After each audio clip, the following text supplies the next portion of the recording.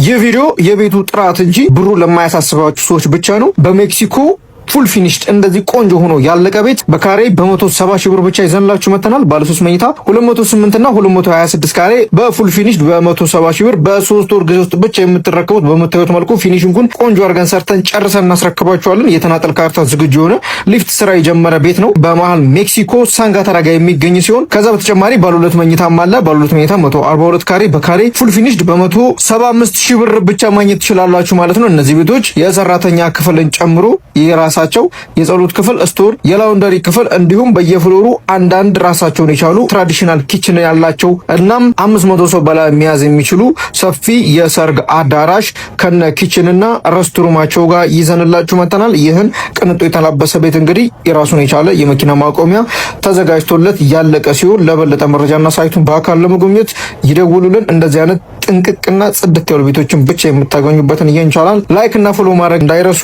እናመሰግናለን።